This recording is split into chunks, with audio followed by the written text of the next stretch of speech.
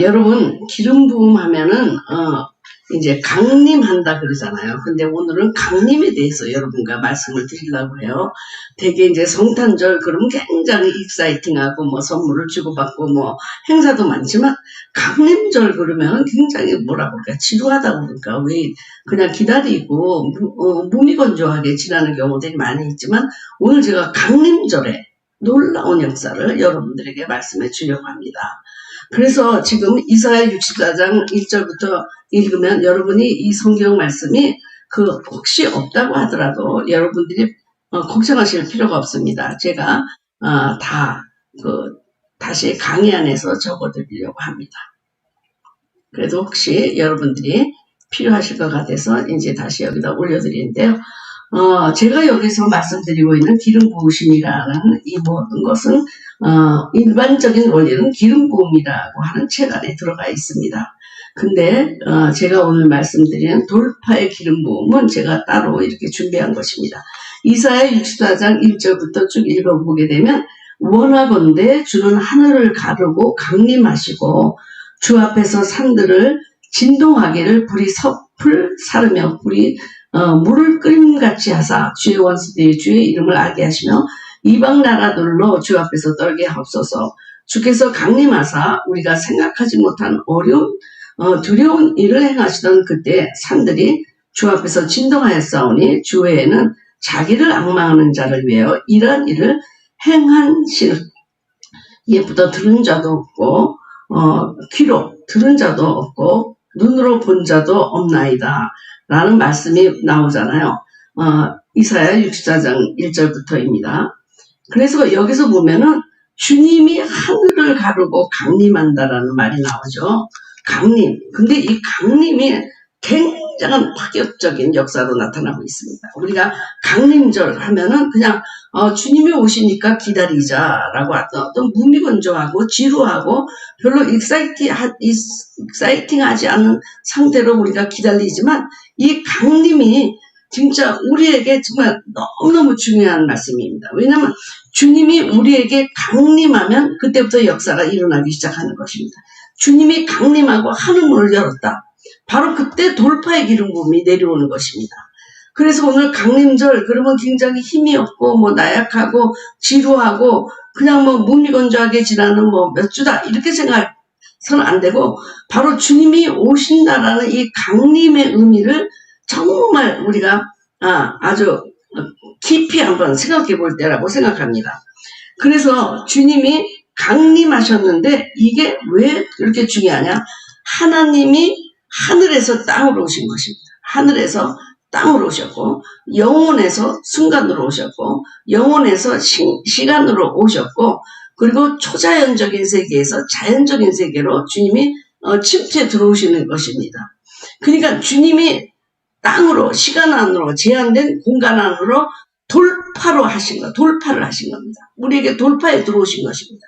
그러므로 우리가 하나님께 올라갈 수 있는 돌파의 기름 부음을 받게 된 거예요. 그러니까 하나님은 땅에 오시고 땅에 오심으로 우리가 하늘의 삶을 누릴 수 있는 돌파의 기름 부음이 우리에게 임하게 된 것입니다. 그러니까 주님이 이 땅에 오신 것도 브레이크스루, 우리가 주님한테 가는 것도 브레이크스루, 이런 역사가 강림에서 일어난다는 얘기입니다. 강림이라는 것은 하늘문이 열린다. 하늘문이 열려서 주님이 오시는 지금 준비하는 기간인데 우리가 주님이 오시는 그 전에 이 강림의 의미를 우리가 단단히 깊이 우리가 넓게 높이 생각해 본다고 한다면 이 강림절에 여러분에게 돌파의 기름 부음이 임하는 기간이 돼야 된다는 것입니다. 가장 중요한 거죠. 하늘문이 열리면 우리가 살고 하늘문이 닫히면 우리가 죽는 거예요. 멸망하는 것입니다. 그래서 지금 주님이 강림하시고 오시니까 산들이 진동한다. 불이 섭을 사르며 불이 물을 끓음같이 어떻게 불이 물을 끓겠습니까?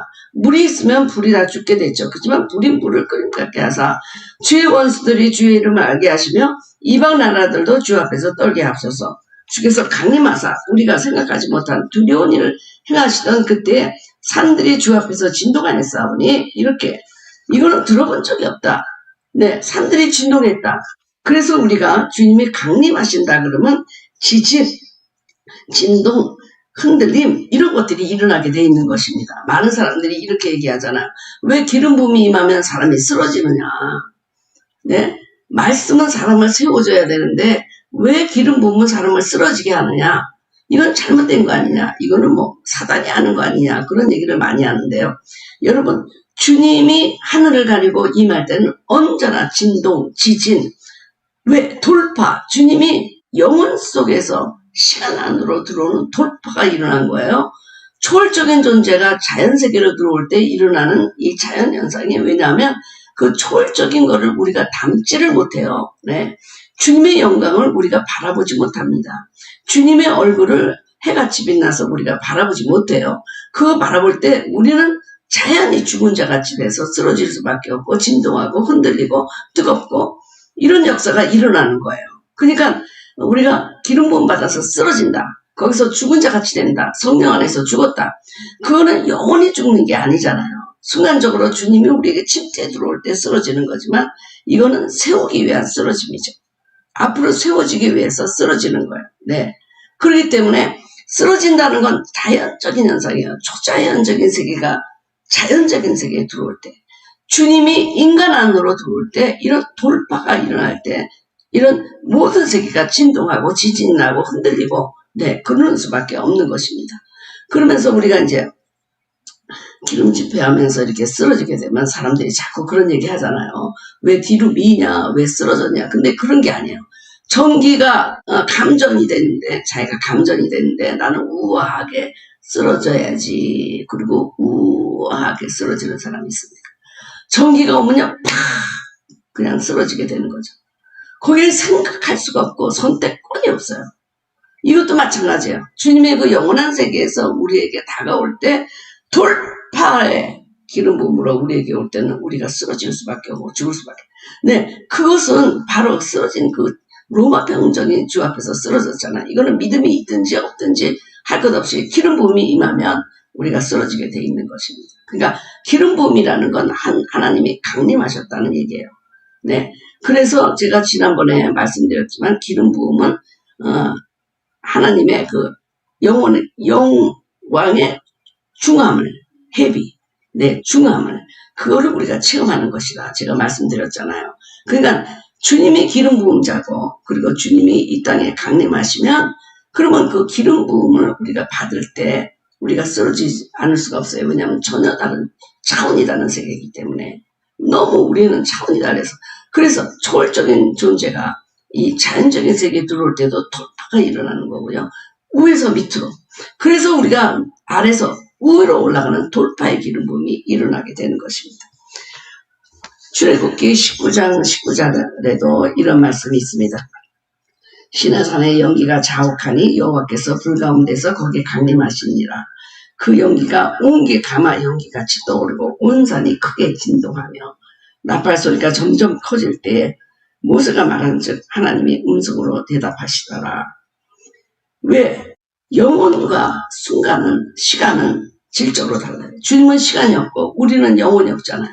거기에서 마찰이 딱 생기는 거예요. 영혼이라는 세계. 그것을 우리가 뭐라고 얘기하냐?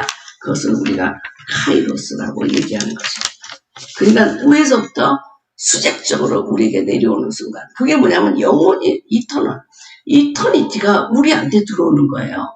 그러니까 이것이 감당 못하죠. 네, 개미만도 못하고 그런 덧없는 존재에게 하나님의 임재가 우리한테 들어오니까 우리가 쓰러지지 않을 수가 없습니다. 쓰러지지 않는다는 건 거짓말이에요.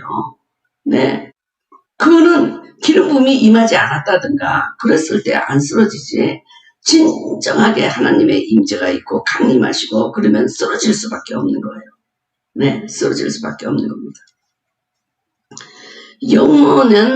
영원한 것이 우리 삶에 개입할 때에 우리는 삶의 지각 변동이 일어나는 게 지진이 일어난 것처럼 쓰러질 수밖에 없고요. 우리가 이 영광이다, 그걸 무겁다 그렇게 말하잖아요. 그러니까 그 무거움에 우리가 죽은 자같이 쓰러질 수밖에 없는 거예요.